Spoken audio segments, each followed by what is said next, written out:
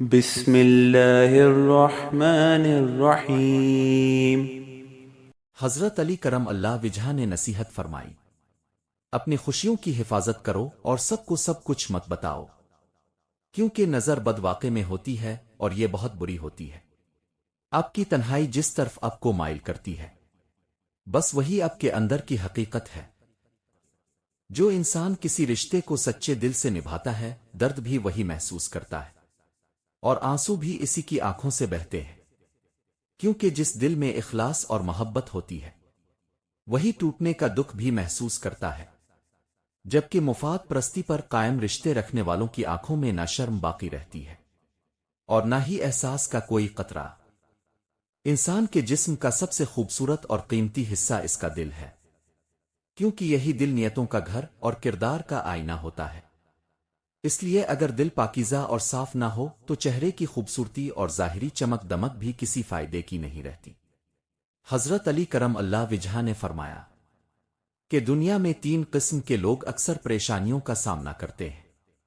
ایک وہ جو دوسروں کی مدد کے لیے ہمیشہ تیار رہتے ہیں، دوسرے وہ جو رشتوں میں وفاداری کو دل سے نبھاتے ہیں، اور تیسرے وہ لوگ جن کے دل صاف اور نیتیں خالص ہوتی ہیں، کیونکہ دنیا اکثر ایسے لوگوں کی قدر کرنے کے بجائے انہیں آزماتی رہتی ہے۔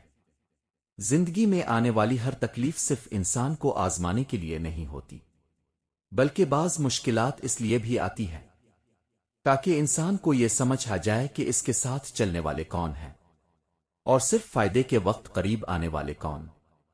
حضرت علی کرم اللہ وجہ نے فرمایا کہ زندگی میں بہت سے لوگ تمہیں بدنام کرنے اور تمہاری عزت کم کرنے کی کوشش کریں گے، مگر تم ہمیشہ یہ بات یاد رکھنا کہ عزت اور ذلت کا اختیار صرف اللہ تعالیٰ کے ہاتھ میں ہے۔ اس لیے لوگوں کے الفاظ سے زیادہ اپنے کردار کو مضبوط رکھو۔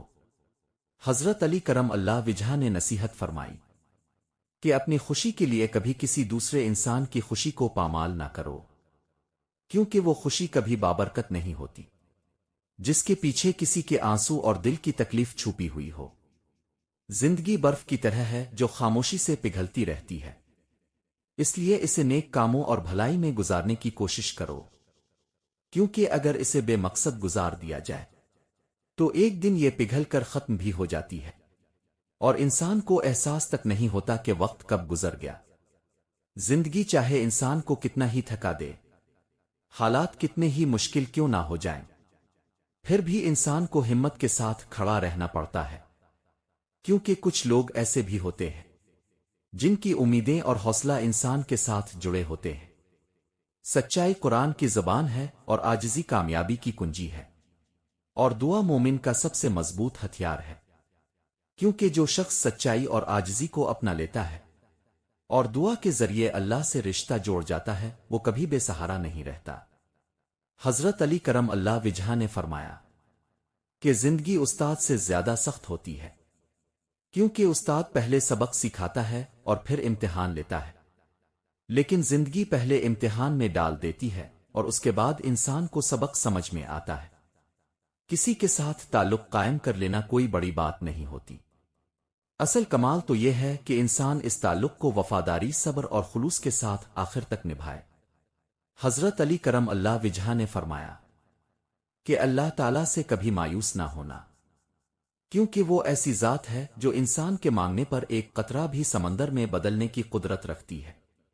زبان ہر انسان کے پاس ہوتی ہے، مگر کمال ان لوگوں کا ہوتا ہے جو اپنی زبان کو قابو میں رکھتے ہیں اور ہر جگہ ہر بات کہنے کے بجائے حکمت اور صبر سے کام لیتے ہیں۔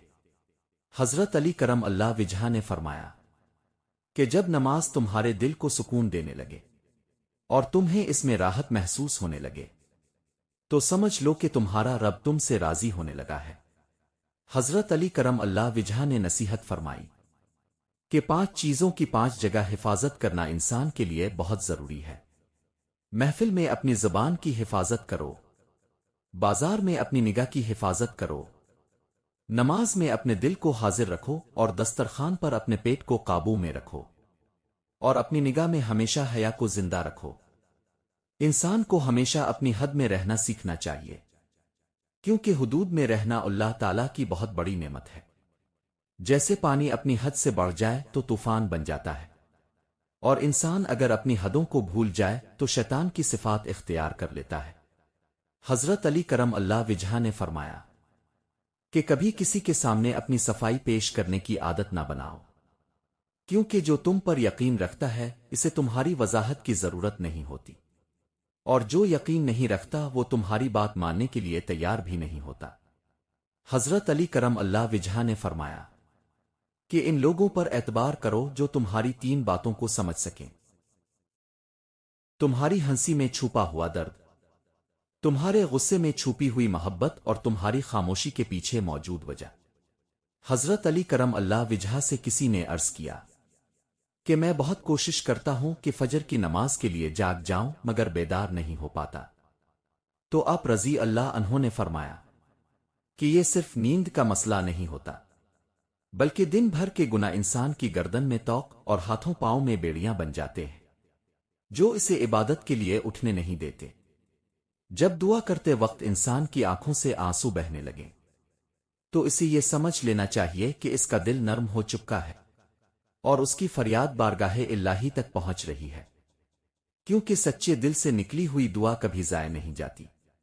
دنیا کا ایک عجیب اصول ہے کہ جو لوگ اب کی کامیابی سے سب سے زیادہ جلتے ہیں وہی لوگ سب سے زیادہ اب کی زندگی کے بارے میں سوال بھی کرتے ہیں، کیونکہ انہیں تعریف سے زیادہ اس بات کی تلاش ہوتی ہے کہ آخر وہ کون سی چیز ہے جس پر وہ اب کو نیچا دکھا سکیں۔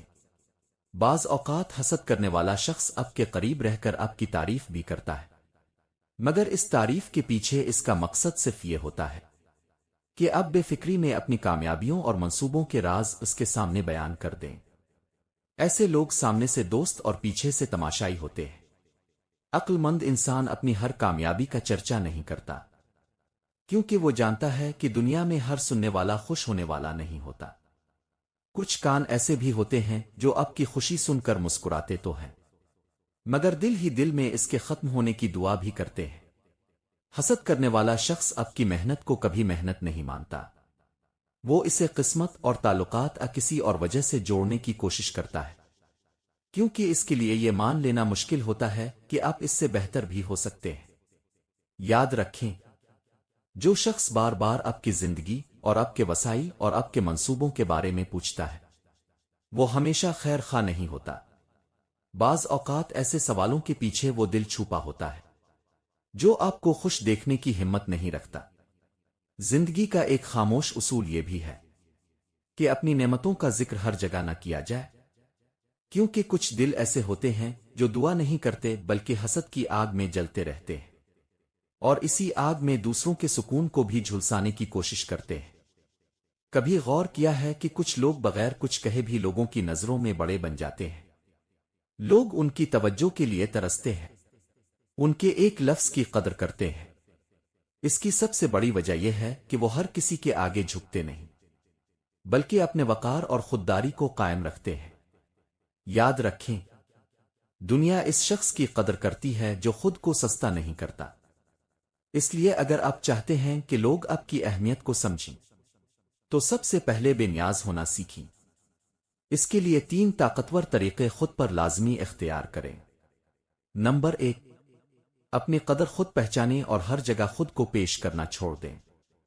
جو انسان ہر مجلس میں خود کو ثابت کرنے کی کوشش کرتا ہے وہ اکثر لوگوں کی نظر میں اپنی اہمیت کم کر دیتا ہے، لیکن جو شخص خاموش وقار کے ساتھ جیتا ہے اور ہر ایک کے سامنے خود کو پیش کرنے کی ضرورت محسوس نہیں کرتا، اس کی شخصیت خود بخود پرکشش بن جاتی ہے۔ جب آپ اپنی قدر پہچان لیتے ہیں اور ہر کسی کی توجہ کے محتاج نہیں رہتے تو لوگ خود آپ کی توجہ حاصل کرنے کی کوشش کرتے ہیں۔ نمبر 2، ہر کسی کو خوش کرنے کی عادت چھوڑ دیں۔ جو انسان سب کو خوش رکھنے کی کوشش کرتا ہے وہ اکثر خود اپنی عزت کھو بیٹھتا ہے۔